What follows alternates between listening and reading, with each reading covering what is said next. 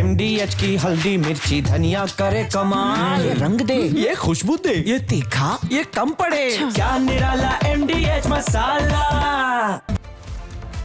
प्रणाम दर्शकों, मैं हूं ऐश्वर्या कपूर और आप देख रहे हैं मेरे साथ पूछता है भारत। ऐश्वर्या के एजेंडा में आज जरा बात साफ साफ हो जाए कि आखिरकार हमको यानी आपको और हमको आज नवरात्रों का आखिरी दिन है, कल दशहरा है। दशहरा क्यों मनाते हैं? रावण का पुतला क्यों जलाते हैं? Victory of good over evil, यही है ना।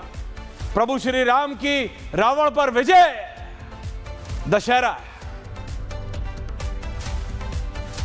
बुराई पर अच्छाई की जीत, यही है ना दशहरा। पर क्या हमें पता है आज हमारे समाज में बुराई क्या है? आज ये राजा रूपी बैठे हुए राजनेता, चाहे सत्ता में हो या विपक्ष में, पक्ष में हो या विपक्ष में, मंत्रिमंडल में हो या नेता प्रतिपक्ष हो, क्या ये समझते हैं कि आपके और हमारे जीवन में वो कौन सी बुराइयां हैं जिनसे हम सचमुच निजात पाना चाहते हैं? क्या इन्हें एक आम भारतीय का आम घर, मैं आम आदमी पार्टी की बात नहीं कर रहा हूं, जिन्होंने बड़े स्मार्टली दिमाग लगा के पार्टी का ही नाम आम आदमी पार्टी रख लिया कि जितनी बार आम आदमी बोलो आम आदमी, उनको लगे आम आदमी पार्टी। क्या आज हमारे राजनेताओं को पता है कि एक आम आदमी के आम घर में क्या मुसीबतें हैं? क्या उसे पता है कि एक व्यक्ति जो सुबह 8 से दोपहर 2 तक एड़ियां घिसता है, एड़ियां पटक पटक के फैक्ट्री में दफ्तर में नौकरी करके जब घर पहुंचता है तो उसकी असली वो कौन सी दिक्कतें हैं जिनसे वो निजात पाना चाहता है? समय बदलता है, पार्टियां बदलती हैं, नेता बदलते हैं और वैसे ही उनके वादे बदलते हैं। जो एक चीज बदलनी चाहिए और जो कभी नहीं बदलती, वो है आम आदमी की दिक्कत। वो दिक्कत चलती जा रही है, चलती जा रही है, चलती जा रही है। वो साइकिल के उस पैडल की तरह है कि जितनी तेज मारो वो उतनी तेज वापस आती है। साइकिल का पैडल कभी चलाया है? अभी समाजवादी पार्टी बोलेंगे देखो साइकिल, अरे भैया तुमने चुनाव चिन्ह चुन लिया, उस साइकिल के पैडल पे जितनी जोर से मारो ना पैर, वो उतनी ही तेज वापस आता है। एक आम आदमी की मुसीबत वैसे है अखिलेश यादव जी, साइकिल पार्टी का चिन्ह चुन लेने से, पार्टी का नाम आम आदमी पार्टी रख लेने से, पार्टी का चुनाव चिन्ह कमल का फूल या हाथ का निशान रख लेने से आप आम व्यक्ति की दिक्कतें क्या समझ पा रहे हैं? पिछले 11 साल में भारतीय जनता पार्टी कहती है कि हमने हर उस चीज पे काम किया है जिस पे पिछले 60 सालों में काम नहीं हुआ। हमने सड़कें बनाई हैं, हमने हर घर जल पहुंचाया है, हमने हर घर तक सड़क पहुंचाई है। क्या कभी आपने सुना राहुल गांधी को खड़े होकर?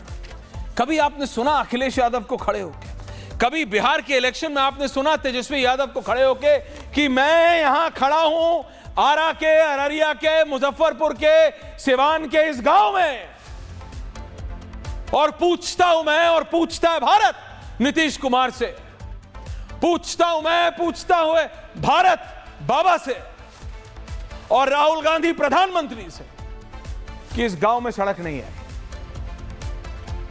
यात्राएं निकाल रहे हैं ये नेता। सत्ता में बैठे लोगों से पूछो तो, दिखाओ तो, बताओ। मैं इस जिले के, इस गांव के, इस कस्बे के, इस नुक्कड़ पे खड़ा हूं। आपने कहा था, आपके नेता ने कहा था, आपके राज्य मंत्री ने कहा था, आपके विधायक ने कहा था, आपके मुखिया ने कहा था कि यहां तक सड़क आई है। कहां है वो सड़क? कहां है वो पानी?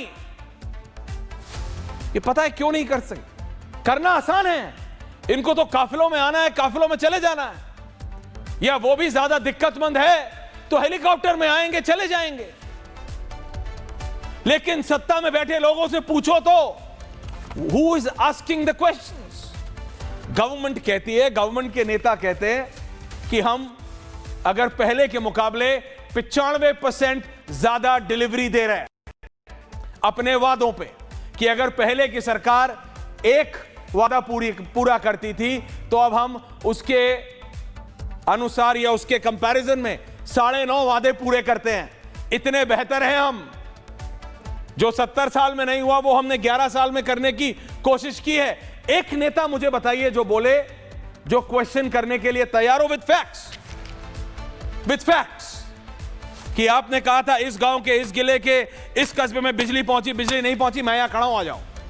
आजकल तो बहुत आसान है, क्योंकि हर चीज बोलेंगे मीडिया को, चलो मान लिया, वो भी मान लिया। आजकल तो किसी को जरूरत ही नहीं है, ये है सबके पास। और नेताओं के पास तो 3-3, 4-4 हैं। अवधेश जी 3-3, 4-4 स्मार्टफोन है, फोन उठाएं, वीडियो बनाएं, दिखाएं। अगर नितिन गडकरी कहते हैं कि इतनी सड़कें बनी हैं और अखिलेश यादव कहते हैं कि नहीं, ये सारी सड़कें यूपी स्टेट गवर्नमेंट की हैं और नेशनल की नहीं है, तो दिखाओ तो। सत्ता में बैठे भी और विपक्ष में बैठे भी पता है किस पे बात करेंगे? मैच, क्रिकेट मैच हो गया साहब, बहुत बड़ा काम हो गया, बहुत बड़ा काम हो गया। अरे हम पाकिस्तान को आज पहली बार हराया है कि हम तो हराते ही आते हैं। और जरा आपने अपने गिरबा में जाके ढूंढा, जैसे मैं उस आम आदमी की बात कर रहा हूं जो एड़ियां अपनी पटक के 12 घंटे काम करके 10 घंटे 8 घंटे की शिफ्ट करके घर जाता है, उसकी जिंदगी में कोई फर्क पड़ा क्या?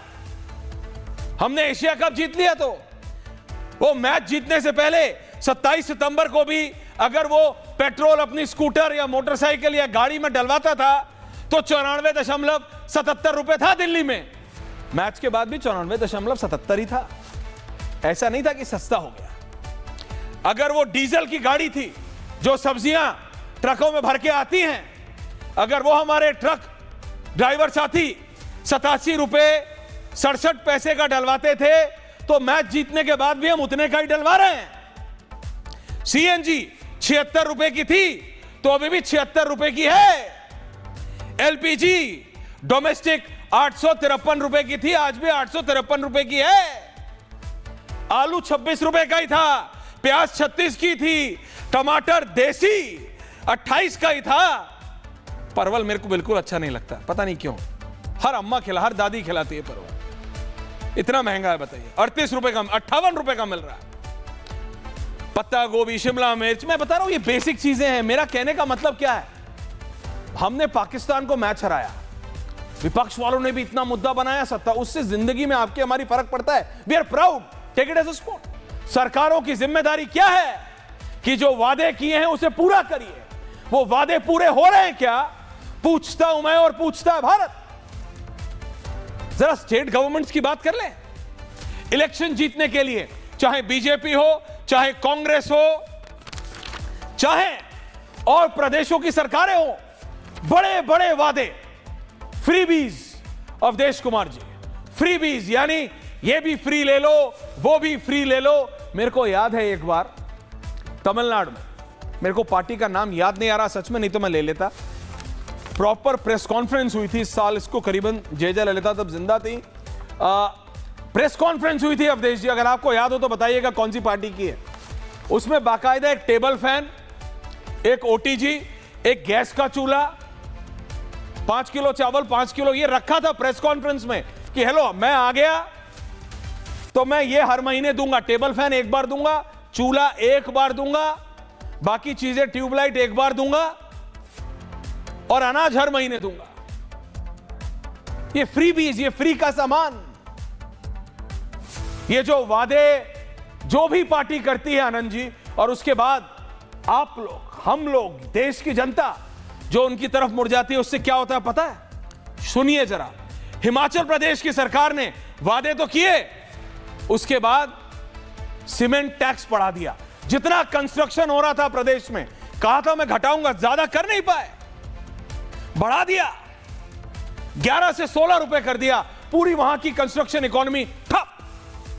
कर्नाटका ने बस के किराए बढ़ा दिए, जो वादे किए हैं उसकी भरपाई कहां से करोगे, कहां से दोगे, कहां से दोगे? और इसमें सिर्फ हिमाचल, कर्नाटका, तेलंगाना नहीं है, सेंट्रल गवर्नमेंट, केंद्र सरकार की बात कीजिए। क्योंकि भैया देखिए 24 का इलेक्शन था, बीजेपी को प्रेशर फील हो रहा था, उनको जीतना था विद हैंडसम मेजॉरिटी। उन्होंने भी वादे किए आनंद दादा, उन्होंने भी वादे किए अवधेश जी। कमर्शियल गैस सिलेंडर के दाम में 15 रुपए की वृद्धि की गई है। कमर्शियल गैस का सिलेंडर अब 1595 रुपए का है। सही है कि नहीं है? लोग कहते हैं सब की शुरुआत अरविंद केजरीवाल ने की। मैंने कहा भारत की राजनीति को और थोड़ा डिटेल में पढ़िए।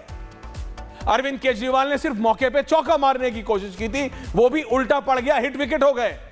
पेटी पे पेटी फ्री देने की कोशिश की थी, बोतल पे बोतल फ्री देने की कोशिश की थी, और उसमें वो लुट गए, बर्बाद हो गए। ही हैज लर्न, हाथ जला चुके हैं, छाछ का जला दूध भी फूक फूक के पीता है, ऐसा ही है ना कुछ। अगर मैंने उल्टा कर दिया हो तो ठीक कर दीजिएगा, लेकिन मेरा संदर्भ समझ रहे हैं आप। ये होता आया है, लेकिन इसका खामियाजा आपको और हमको ही भुगतना पड़ता है। वो पैसा कान सीधा पकड़ लीजिए या फिर घुमा के निकलेगा अपनी जेब से। मेरा कहने का तात्पर्य सिर्फ इतना है कि हमारी जो असली मुसीबतें हैं उनको अंत करने के लिए उसके अंत पे कौन काम कर रहा है, सत्ता या विपक्ष? सत्ता कह रही है मैं 95% सेटिस्फाई कर रही हूं लोगों को, विपक्ष कह रहा है आई डोंट केयर, मेरे को इलेक्शन जीतना है। सवाल कौन पूछ रहा है? कह रहा है मैं फुल पैनल ऑन एयर, आनंद दादा, अवधेश कुमार जी, भारतीय जनता पार्टी के नेता जुड़ रहे हैं, समाजवादी पार्टी के फराज किदवई, कांग्रेस पार्टी के जगदीश शर्मा जी। आनंद दादा आपसे शुरू कर रहा हूं। आनंद दादा, cricket match, cricket match, cricket match, cricket match, भैया हम पाकिस्तान को हराते आए हैं। पहले सवाल था खेलना चाहिए कि नहीं खेलना चाहिए, उसके अंदर द कंट्री वॉज डिवाइडेड कि खेलो या ना खेलो। आपने खेला, ट्रायलैटरल था, ठीक है, आपने कर दिया, उनकी बेइज्जती कर दी, 3-0 हरा दिया, ऑपरेशन सिंदूर ऑन ग्राउंड कर दिया, सब ठीक है। सर चावल तो तब भी उतने का ही था, हराने के बाद भी, हराने से पहले भी। पेट्रोल तो उतने का ही था, डीजल तो उतने का ही था, आलू उतने का ही है, 1 किलो दूध उतने का ही है। ऐसा तो है नहीं कि पाकिस्तान को हराया तो 5 रुपए सस्ता हो गया अगले दिन। असली मुसीबतें उस आम आदमी के परिवार पे कोई फर्क तो इन चीजों से पड़ता नहीं सर, लेकिन जिन चीजों से पड़ता है उसकी तरफ कौन काम कर रहा है? आनंद दादा। देखिए, मुझे ऐश्वर्य लगता है कि महंगाई एक ऐसी चीज है जिसको रोकना किसी भी सरकार के लिए बहुत मुश्किल काम है। उसको काबू में तो किया जा सकता है पर रोका नहीं जा सकता। तो फिर सरकारें वादा क्यों करती हैं, कोई भी सरकार हो? मैं उसी पर आ रहा हूं। जी प्लीज। आपने ही उसका उत्तर भी दिया। आपने कहा कि वादे इसलिए किए जा सकते हैं कि जनता को ल्योर किया जा सके और उनका वोट अपनी ओर खींचा जा सके। इसमें सही मामले में जो इस प्रकार की चीजें, आपने ये कहा कि अरविंद केजरीवाल पर ठीकरा फूटा, नहीं, ये तो जयललिता के जमाने से याद करिए, सोने की चीन देने का, कलर टेलीविजन देने का वादा किया जाता था, और ये बहुत पुरानी परंपरा भारत में है। इसमें हमें ये देखना पड़ेगा कि मतदाता कितना मैच्योर हुआ है। मतदाता के मैच्योर होने की क्या कारण नहीं है कि लोग अब भी मैच्योर नहीं हो पा रहे। बहुत ये इसकी गहरी, मतलब ऐसा नहीं है कि कोई एक मसला है जिसको समझकर और सुनकर हम तुरंत इसका H2SO4 बराबर पानी कर सकते हैं, ऐसा नहीं हो सकता। इसके लिए जो बढ़ती हुई इकोनॉमी रहती है वर्ल्ड वाइड, आप देखिए वहां महंगाई बढ़ती ही बढ़ती है।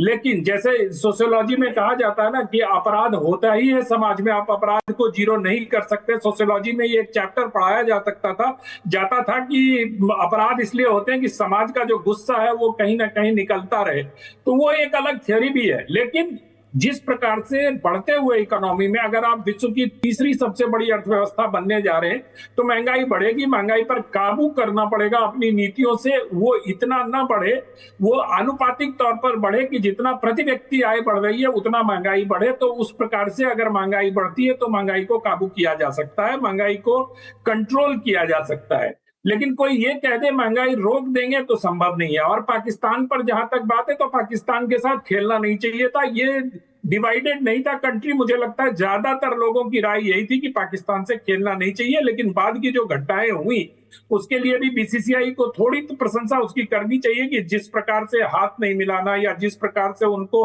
उनके इशारों का जवाब इशारों से देना, वो कॉन्फिडेंस तो खिलाड़ियों को दिया गया। दूसरी बात यह है कि 2008 से ये नीति चल रही थी कि मल्टीलैटरल टूर्नामेंट में हम खेलेंगे जो न्यूट्रल वेन्यू पे होगा, और बायलैटरल में पाकिस्तान के साथ नहीं खेलेंगे। अब जीएसटी के कम होने के बाद से बहुत सारे, दूध की कीमत भले कम न हुई होगी लेकिन दही की कीमत 3 रुपए कम हो गई है। तो इस तरह से गाड़ियों की कीमत 1-1 लाख रुपए से ज्यादा तक कम हुए, तो महंगाई पर कंट्रोल करने की कवायद शुरू तो हुई। अब देखिए उसका कितना असर बाजार पे पड़ता है। आज उसके आंकड़े आए होंगे या आ रहे होंगे तो उससे लगेगा, लेकिन लोगों के पॉकेट से पैसा निकालने का उपक्रम महंगाई कम करके ही किया जा सकता है। और अगर आपको अपने इकोनॉमी को मजबूत करना है तो लोगों के पॉकेट से पैसा निकालने का आनंद दादा, अवधेश जी, इससे पहले कि मैं आज संघ के 100 सालों पे प्रधानमंत्री मोदी ने मंत्र भी दिया, लेकिन संघ एक ऐसी ऑर्गेनाइजेशन है जो बिल्कुल डरती नहीं है। वो 99 पे भी जाके खड़ी हो। सपोजिंग अगर 1 से 100 तक की गिनती करनी है, आप अगर 99 तक पहुंचे और आपको लगा कि आपने 98 पे गलती की थी तो यू विल स्क्रैप इट। विपक्ष उसका विरोध कर सकता है, लेकिन ये एक इन प्रिंसिपल, आप उनके नेताओं से आज भी बात कीजिए, आप बोलिए कि आप ये गलत कर रही है बीजेपी, वो गलत कर रही है। बोले 30 साल पहले सत्ता में थे क्या? तो जब 30 साल पहले नहीं थे तो क्या दिक्कत है? दोबारा सिफर से शुरू करेंगे। फराज किदवई जी समझ रहे होंगे, दोबारा जीरो से शुरू कर देंगे। लेकिन जब आपके पास एक ऐसा पॉलिटिकल आइडियोलॉग है आरएसएस जैसा, और सब बात कर रहे हैं 100 साल ऑफ द आरएसएस, आरएसएस मंत्र दे रहा है। आपने देखा है पिछले 3 जनरल इलेक्शंस में एक फर्क तो है नंबर्स में, एक फटीग आता है, पॉलिटिकल फटीग आता है। आपको पता है एंटी इनकम्बेंसी कंट्रोल्ड है, लेकिन ऐसा तो नहीं है कि नेगेटिव में है ही नहीं। अवधेश जी, ऐसे में एक आम व्यक्ति के जीवन पे क्या इंपैक्ट पड़ता है? इस पे क्या सरकार को और ध्यान नहीं देना चाहिए? देखिए, सरकार का मूल काम ही लोकतंत्र में, संसदीय लोकतंत्र में और भारत की दृष्टि देखें तो समाज के सबसे निचले तबके का पहला ध्यान रखना है। क्योंकि अंत्योदय की जो नीति है, जो भारतीय जनता पार्टी के जनसंघ का जो सिद्धांत था अंत्योदय, उस अंत्योदय की कल्पना ही इसी से निकली है। तो जो आम आदमी है, भारतीय स्वतंत्रता आंदोलन का आदर्श यही था। और राष्ट्रीय स्वयंसेवक संघ शताब्दी वर्ष मना रहा है जब हजारों प्रचारकों ने, लोगों ने अपना जीवन लगा दिया कि केवल देश हमारे समक्ष है, कि देश का एक एक व्यक्ति अगर सुखी संपन्न नहीं हो तो यह देश सुखी संपन्न नहीं हो सकता। इस भाव के लिए लगाया है। तो अगर उसके विचार से राजनीति और चल रही है तो उसको तो आम आदमी का ही ध्यान रखना चाहिए। और यह नहीं कहा जा सकता है कि आम आदमी का ध्यान नहीं रखा जा रहा है, लेकिन सत्ता की संस्कृति जिस रूप में बदलनी चाहिए, जो आपकी चिंता है कि भारत इस पार्टी के नेतृत्व में जो विचार के आधार पर जो एक समाज दिखना चाहिए, व्यक्ति देखना चाहिए कि सबको लगे कि इस देश के विकास में हमारा योगदान है, विकास की नीतियां वो हमारे तक पहुंचती है, मैं जो कुछ बोलता हूं वो देश में उसका महत्व होता है, ये सब भाव जो पैदा होनी चाहिए उसमें अभी कमी है। लेकिन उस कमी के आधार पर जहां महंगाई की बात है तो इस समय तो रिकॉर्ड नीचे है। अगर आप आंकड़े देखते हैं तो 2.05% पिछले वो अगस्त का आंकड़ा है लास्ट का। और खुदरा महंगाई दर उसके पहले तो और भी कम था, 1.57 था। तो महंगाई दर इस समय नहीं है, लेकिन क्या लोगों को उसी रूप में मार्केट में चीजें उपलब्ध है? महंगाई, इकोनॉमी, राजनीति सब अलग अलग पक्ष नहीं होते हैं, इन सबको मिला करके देश चलता है। राष्ट्रीय स्वयंसेवक संघ के शताब्दी वर्ष में आज जो प्रधानमंत्री जी ने भाषण दिया है, उन्होंने कहा है कि भाई हम सबके जीवन में तो एक ही मंत्र रहा है, और वो हमने जो अभी सिक्का जारी हुआ है या ये जो हमारे पास डाक, उसमें जो हमने लिखा है इदम राष्ट्राय इदम न मम, तो ये जो भाव है, इस भाव से इतने लोगों ने जीवन दिया है, लेकिन उतने ही लोग उसी प्रकार से राजनीति में आए हों, उसी प्रकार से नौकरशाही में आए हों। हमारे उद्योगपतियों में, हमारे व्यापारियों में भी उस ढंग से ईमानदारी का भाव हो कि एक मिनिमम मुनाफा लेते हुए लोगों तक हम उस लाभ का अंश पहुंचाएंगे। नौकरशाही में यह परिवर्तन हो कि हमारी भूमिका लोक सेवक की है, तो लोक तक इसका भाव पहुंचे। ये जो एक सांस्कृतिक क्रांति की बात होती है, उसमें अभी भारत बढ़त में कमी है, लेकिन काफी कुछ हुआ है। नहीं, लेकिन ये हम विपक्ष नहीं कह बोलेगा सकते, इस समय की काफी जो कुछ हुआ चुनौतियां हैं जो फराज साहब, समाजवादी पार्टी, यूपी की ऑपोजिशन पार्टी अखिलेश यादव, मैं देखता हूं अखिलेश यादव खड़े होते हैं एवरी डे हिंदू मुसलमान, इस मौलाना का उस मौलाना का। अरे भाई, बरेली में अगर हिंसा होगी तो पुलिस तो एक्ट करेगी ना, नहीं तो क्या ये कोई मुन्ना भाई की पिक्चर चल रही है, गुलाब का फूल देगी? आप एक दिन तो अखिलेश यादव को बोलिए कि आप सैफई से लखनऊ, लखनऊ से सैफई जाते हैं, किसी रास्ते में किसी गांव पे पकड़ के अगर बाबा ने कोई वादा किया है और वो वादा पूरा नहीं किया है, या केंद्र सरकार का कोई वादा है सड़क का और वो पूरा नहीं है, कभी तो काउंटर करें, कभी तो एक विपक्षी नेता की तरह सही में काम करें। या सिर्फ हिंदू मुसलमान करना ही विपक्षी नेताओं का काम है? उससे भी देश की जनता का फायदा नहीं हो रहा है फराज साहब। देश की जनता का फायदा कैसे होगा? जब उनका काम होगा, जब एक 12 घंटे एड़ियां घिसने वाले व्यक्ति की जिंदगी में आराम आएगा, जब उसकी दिक्कतें सॉल्व होंगी। आप लोग अपनी दिक्कतें देखते हैं कि हम विपक्ष से सत्ता में कब आए। बात हर कोई करता है कि मेरे से बड़ा सोशल वर्कर इस दुनिया में आज तक कोई पैदा नहीं हुआ। और फिर प्रशांत किशोर का देख लीजिए, 3 साल में कितने करोड़ कमाए हैं उन्होंने। सब समझ आ जाएगा कि राजनीति में कौन कहां किस लिए मंजीरे बजाने आता है। फराज किदवई जी, रियलिटी बोल रहा हूं मैं आपको, सिर्फ 3 साल में इतना पैसा कैसे कौन सी नौकरी से कमता है, ये जरा समझा दीजिएगा। और मैं बता रहा हूं आपको, मैं आप प्रशांत किशोर के प्रवक्ता नहीं है, लेकिन मैं कह रहा हूं, start acting who you are. You are an opposition leader, start acting like one, question the government. कब तक मीडिया को गरियाते रहेंगे? अखिलेश यादव प्रेस कॉन्फ्रेंस कर रहे हैं आज भी। आपको पता है ये मीडिया को कितने पैसे? अरे भैया, जब आप थे तो यूपी में तो घर देते थे, घर दिए हैं आपने, घर लखनऊ में घर दिए, नहीं दिए क्या? स्वर्गीय नेताजी ने 2 दर्जन नाम आपके पास होंगे। ये क्या कर रहे हैं आप? जनता का बताइए ना मेरे को, जनता की मुसीबतें कैसे दूर हो रही हैं वो बताइए आप। फराज साहब, what are you doing for that? Faraz Kidwai, Aishwarya ji समझाइए। एको बहुत आ रही है, वो ठीक करा रहा हूं जी। ऐश्वर्या जी, चलिए आज आपको एक बधाई तो मैं दे देता हूं। मैं पिछले 5 दिनों से पक गया था, टीवी डिबेट्स में जाते जाते ऑन एन एवरेज 3 से 4 हो जाती हैं भाई, हिंदू मुसलमान बरेली और कहां के। तो चलिए, कम से कम आपने एक जनता से जुड़ा हुआ मुद्दा उठाया, जिसके लिए आप जो है वो वाकई बधाई के पात्र हैं। आपने अभी बात की कि एक आम आदमी जो है इस देश का, चाहे वो सरकारी नौकर हो या प्राइवेट कंपनी में काम करता हो, वो 12 घंटे एड़ियां अपनी घिसता है। मुझे पूरा दर्द है उस चीज का। ऐश्वर्या जी, हिंदुस्तान टाइम्स की 26 फरवरी 2025 को एक टाइम यूज सर्वे छपा था।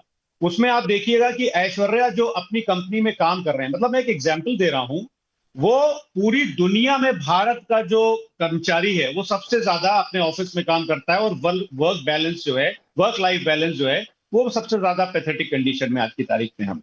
तो मेरी पूरी सहानुभूति है वो लोग जो प्राइवेट सेक्टर में काम कर रहे हैं, या वो लोग सरकारी नौकरियां जो लोग करते हैं, उनका मुझे नहीं पता, बट बेसिकली ये टाइम यूज सर्वे जो हुआ था, जो प्राइवेट ऑर्गेनाइजेशन में काम करते हैं। आपने बिल्कुल ठीक कहा।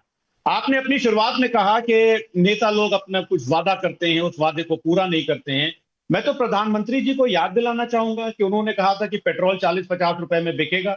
आपको पता है ऐश्वर्या जी कि आज दुनिया में जो आपकी एक इनकम है, उसमें अपनी इनकम का पेट्रोल पर चाइना का एक आम आदमी 17% खर्च करता है, 3% खर्च करता है। यूएस में ये 2% है, ब्राजील में ये 4% है, और हम भारतीय जो है वो 17% खर्च करते हैं। उसका रीजन क्या है? उसका रीजन सिर्फ ये, उसके रीजन 2 हैं। एक ये कि हमारी कमाई कम है, और दूसरा पेट्रोल डीजल के प्राइसेस जो हैं वो ज्यादा है। मैं क्योंकि अब देखिए, एप्पल टू एप्पल आपने क्योंकि इतना अच्छा टॉपिक उठाया है, तो एप्पल टू एप्पल कंपैरिजन करना पड़ेगा। जो यूपीए की सरकार थी उसके टाइम पे जो क्रूड ऑयल थे वो 219% से उसके दाम बढ़े थे, लेकिन जो डीजल बिक रहा था वो करीब 55 रुपए में बिक रहा था। लेकिन मोदी जी के शासनकाल में दिसंबर 2024 तक क्रूड ऑयल के जो दाम है वो 37% से कम हुए, लेकिन डीजल दिल्ली में आपके यहाँ लगभग 90-100 रुपए में बिक रहा है। ऐश्वर्या जी, महंगाई की आपने बात की, ये तो मैंने चलिए खैर पेट्रोल की बात की। एक आम आदमी जो शाकाहारी है, उसकी थाली से खाना चला गया है आज की तारीख में। आप पढ़िएगा, जो होम कुक्ड वेजिटेरियन थाली है, मैं 31 दिसंबर एग्जैक्ट 31 दिसंबर 2024 की बात बता रहा हूं, वो मंथ ऑन मंथ बढ़ती जा रही थी। इधर का डेटा मेरे पास नहीं है, शायद पब्लिश भी नहीं हुआ है। तो सब्जियों के दाम में अभी बात की अवधेश जी ने, 2024 में एग्जिट 31 दिसंबर 2024 57 महीने के पीक पर थी सब्जियों के दाम। आप गूगल कर लीजिएगा, मैं तो डेट वाइज बता दूं कि किस अखबार में छपा था और क्या हुआ था। टमाटर के दाम में 35% की बढ़ोतरी हुई थी, आलू के दाम में 50%, गार्लिक के दाम में 66.65%, फूल गोभी के दाम में 47-48% के आसपास। तो क्या है कि जो महंगाई बढ़ी, ऐश्वर्या जी, महंगाई बढ़ी, और नेता ने मुझे बताइए पिछले 11 साल में, नहीं तो आपके नेता ने पिछले 11 साल में कितनी प्रेस कॉन्फ्रेंस करके पूछा? और मैं आपको गिना सकता हूं पिछले 11 दिनों में उनकी 11 press conference on Hindu and Muslim, on कि आप किस तरह से बीजेपी की सरकार मुसलमानों को टारगेट कर रही है, किस तरह से बरेली में जानबूझ के मुसलमानों पे लाठियां चलाई गई। मुझे में 11 दिन में 11 पत्रकार वार्ताएं, जिसपे अखिलेश यादव इसको मतलब फूले नहीं समाते कि मैं एक दिन में 11 पत्रकार वार्ताएं करता हूं। उसमें से एक तो बताइए जिसमें उन्होंने बोला हो कि ये आलू इतना महंगा हो गया, गैस इतनी महंगी हो गई, ये पानी यहां नहीं पहुंचा, ये बिजली उत्तर प्रदेश के इस कस्बे में, इस जिले में नहीं पहुंची। मैं कह रहा हूं आप तो करने दे रहे हैं। अगर आप ये कहते हैं कि बीजेपी अपने वादे पूरे नहीं कर रही तो उसके जिम्मेदार आप हैं। सवाल तो पूछिए, डेमोक्रेटिक सिस्टम क्या होता है जगदीश जी? जो सत्ता में बैठा होता है उसकी लगाम जनता कैसे खींचती है? विपक्ष के द्वारा। यह सिर्फ क्या सिविक्स की किताबों के लिए था? यह क्या सिर्फ सिविक्स की किताबों के लिए है हमारा डेमोक्रेटिक सिस्टम कि जो सत्ता में बैठे हैं उनसे सवाल पूछना विपक्ष का काम है? विपक्ष को हिंदू मुसलमान करना है, आपके नेता को दाढ़ी बढ़ा के यात्राएं करना है, उनको ट्रैवल ब्लॉगर बनना है। अगर उन्होंने सचमुच इतनी बड़ी यात्राएं की हैं तो क्या वो 10 ऐसे सवाल नहीं खड़ा कर सकते सरकार से कि तुमने ये कहा था, ये नहीं हुआ, विद फैक्ट्स? उन्हें क्या फैक्ट दिखाना है? इलेक्शन कमीशन पहले ईवीएम खराब थी, अब ईवीएम से हार मान ली तो अब ये इलेक्टोरल रोल गड़बड़ हो गया। इस सब से इलेक्शन नहीं जीतेंगे जगदीश जी। जनता की मुसीबतों की बात करो।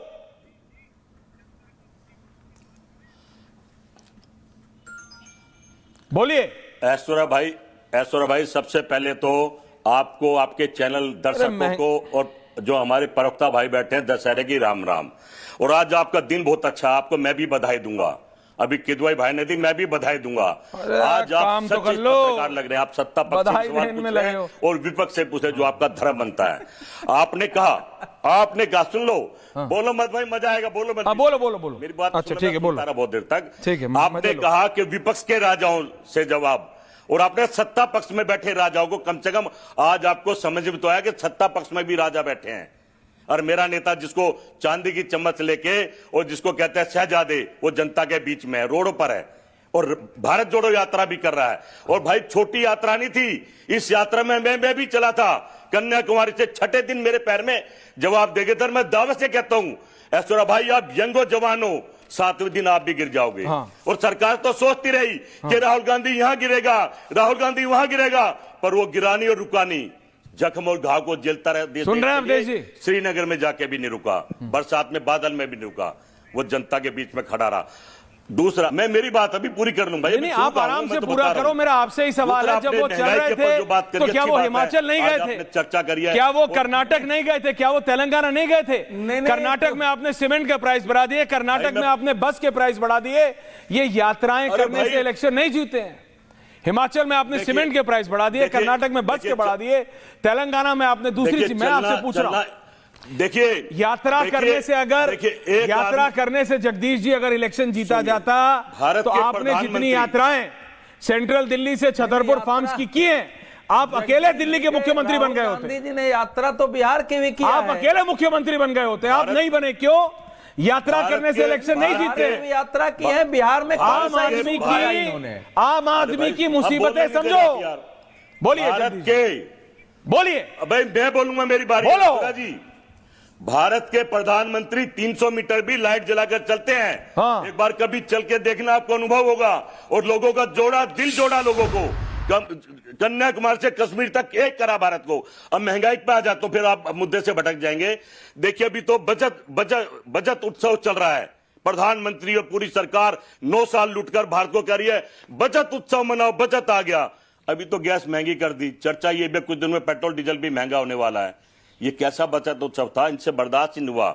अभी दिवाली की जगह दिवाला निकालना चल दिया। आपने कहा कमर्शियल के 15 रुपए बढ़ा दिए, वो सब पर फर्क पड़ा। त्योहार में लोग घर से बाहर निकल के रेस्टोरेंट में जाते हैं, खाना खाने का सबको देना पड़ेगा। एक तरफ से लेते हैं और दूसरी तरफ से देने की बात कर रहे हैं। ये पर्सनली मानता हूं कि कांग्रेस के पास कम से कम ये नैतिक अधिकार नहीं।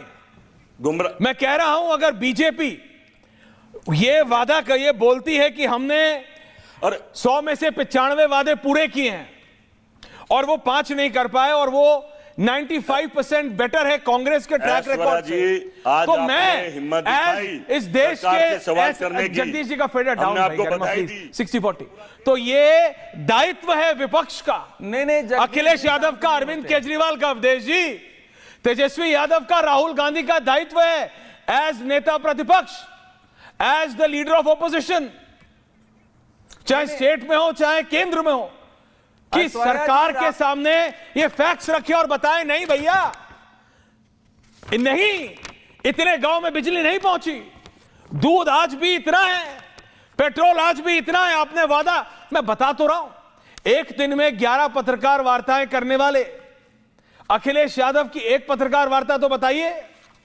राहुल गांधी हजारों किलोमीटर चलने वाले the great Rahul Gandhi, the most vastly travelled leader in the history of India. और कुछ कहना है जगदीश जी? क्योंकि उनकी यात्रा के अलावा आपके पास कुछ कहने के लिए है नहीं उनके बारे में। अब मैंने कह दिया, एवरीवन ऑन है कि कांग्रेस के इतिहास में तो शायद सबसे ज्यादा चलने वाले नेता होंगे। मुझे बताओ तो नहीं जीते जाते, कब किया राहुल गांधी ने उसके बारे में बात? समझ रहे हैं भैया राहुल गांधी, अवधेश जी, अगर विपक्ष को जनता की चिंता होती, अगर विपक्ष को सत्ता में बैठे लोगों को कटघरे में खड़ा करना होता तो वो पहले ईवीएम और अब एसआईआर हटा दिया, एक के बाद एक। पहले ईडी था, अब इलेक्शन कमीशन है, पहले ईवीएम था, अब एसआईआर है। कब तक बहाने ढूंढते रहोगे? Avdhesh Kumar ji, short answer. Jagdish ji please relax, आ रहा हूं सबके पास। ऐश्वर्या जी, अरे भाई जगदीश जी 1 मिनट शांत हो जाइए। जगदीश जी शांत हो जाएं। बोलिए। ऐश्वर्या जी, इस समय अगर इस देश में सरकार के नीतियों पर आप आलोचना करिए, लेकिन विपक्ष इस समय झूठ बोलकर देश में जो नेपाल, बांग्लादेश, श्रीलंका पैदा करने की कोशिश कर रहा है। राहुल गांधी पूरी यात्रा में बिहार के जो इशू उठाए हैं, उनकी एक पार्टी के कार्यकर्ता आज तक नहीं आया कि मेरा नाम वोटर लिस्ट से हटा दिया गया है। फराज किदवई, आज मैं आपकी तारीफ इसलिए करता अगर आप बोलते कि हाँ ईश्वर हमारी गलती हुई है, हम हिंदू मुसलमान करते रहे, हम बरेली के बास गिनते रहे, पर हमने कभी महंगाई पे बात नहीं की। हमने एक दिन में 11 पत्रकार वार्ताएं तो की। जगदीश जी आपका फेडर डाउन है, अवधेश जी आज समय कम है। फराज किदवई जी महंगाई की बात कीजिए, ये मोबाइल दिखाना बंद कीजिए, सबके पास है, मेरे पास भी 2 दिखा देता हूं मैं भी। ऐसे क्या होता है? कुछ बोलिए ना, you are on TV, speak. Aishwarya ji, आपने हमारे राष्ट्रीय अध्यक्ष 45 सेकंड्स, थैंक यू। आपने हमारे राष्ट्रीय अध्यक्ष जी के बारे में पूछा कि उन्होंने महंगाई की, जिस मीडिया को आप दिखा रहे हैं उसी मीडिया को गाली देते हैं। बोलिए। 31 अगस्त 2025 को, यानी कि मुश्किल से भी 1-1.5 महीना पहले, हंसने से अवधेश जी कुछ नहीं होता है, पेशेंटली सुनिए। हेडिंग सुनिए, अखिलेश यादव 30 सेकंड निशाना, चीनी सामान की घुसपैठ से बढ़ रही बेरोजगारी, भाजपा का स्वदेशी जुमला बेनकाब। अब इसमें बेरोजगारी का भी आदरणीय राष्ट्रीय अध्यक्ष जी ने जिक्र किया है। हाँ। इसमें चाइना का भी मेरे को एक रिएक्शन दिखाइएगा। ये आप उसी पत्रकार के कंधे पे रख के फिर बंदूक चला रहे हैं जिस पत्रकार को आपके नेता ने उसी प्रेस कॉन्फ्रेंस में गरियाया था, क्योंकि उसने उसकी एक स्टेटमेंट उठा के, वो उसका काम है सत्ता में बैठे लोगों से पूछना आनंद दादा, इसलिए वो पत्रकार पूछता है। उसे पता है नेता ने जो पासिंग बाय में कई बार पूरी प्रेस कॉन्फ्रेंस करेंगे, उस पे आखिरी में एक स्ट्रिंगर होगा, किसी अखबार का रिपोर्टर भी नहीं, वो चलते हुए पूछ लेगा सर महंगाई पे क्या कहेंगे। अरे इनका उसको, वो रिपोर्टर उसको बनाएगा अपनी हेडिंग, क्योंकि उसे पता है कि जनता के लिए क्या जरूरी है, सत्ता में बैठे लोगों की नकेल कैसे कसनी है।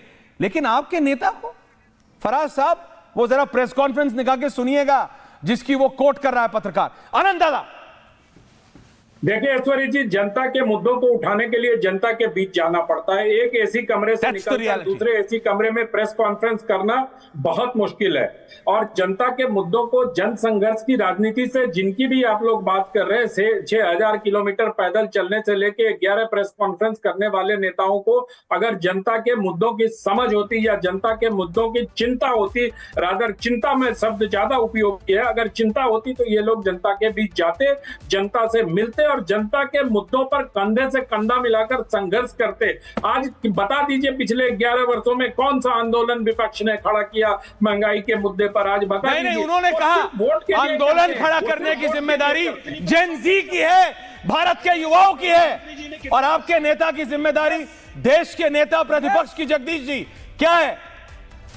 पीपीटी दिखाना क्या है? भारत जोड़ो प्रेस कॉन्फ्रेंस में जीतोगे बिहार का चुनाव वोट चोरी और फिर ब्लेम करोगे एसआईआर पे? क्या आ गया भाई, दोबारा। वोट चोरी करने वालों का आंदोलन बस दिखा क्या? लोकतंत्र वोट- बचाने अवधेश जी, की एक मिनट जिम्मेवारी छोड़ो। नहीं है राहुल। फराज। आंदोलन नहीं दिखा गया आपको, पूरा बिहार पलटा मार दिया, पूरा देश समर्थन कर रहा है। भारत जोड़ो यात्रा में आपने देखा पूरा भारत नतीजों में भी दिखता है Jagdish ji. That is my रोडों problem. पर था, आपने देखा That is नहीं my क्या? चुनाव के नतीजों में That is my दिखता है problem. वो। फराज साहब, I don't have time अरे today. बिहार में जाके राहुल कल गांधी एक जी नया गए। महीना है, नई तारीख है। I will have full 50 minutes बदला लो। From tomorrow, don't worry about वो इट। जनता बट पता है क्या, रोए- आप लोग जिस दिन सब समझेंगे, उस पत्रकार को तो पता था क्या खबर है, उस पत्रकार को तो पता है कि आम व्यक्ति की क्या दिक्कत है, इसलिए उसने बोला कि वो चाइनीज कंपनियों के चलते क्या हो रहा है। लेकिन आप तो समझिए, चाहे सत्ता में बैठे हो चाहे विपक्ष में बैठे हो, ये हिंदू मुसलमान आप करेंगे, बरेली के बांस आपको गिनने हैं। बरेली के कभी उन कारीगरों की बात की है? करी है कभी उनकी बात अखिलेश यादव ने? कभी नहीं। चाहे वो हिंदू हो या मुसलमान, आई डोंट केयर, लेकिन बात तो करो। अरे अपना एजेंडा करो, घुमा के कर लो। क्या हो जाएगा अगर आपके एजेंडा से किसी का फायदा ही हो जाएगा तो वो ही कर लो, लेकिन नहीं करेंगे। इसीलिए मैं आपसे कहता हूं, बहुत सावधानी से सुनने की और समझने की जरूरत है। बहुत बहुत धन्यवाद आप सबका। पूछता है भारत में, बहुत बहुत धन्यवाद। नमस्कार। अब आया असली स्वाद। अब आया स्वाद। जब स्वाद के पड़े हो लाले तो MDH का चंकी चाट मसाला डालें। MDH का चंकी चाट मसाला। MDH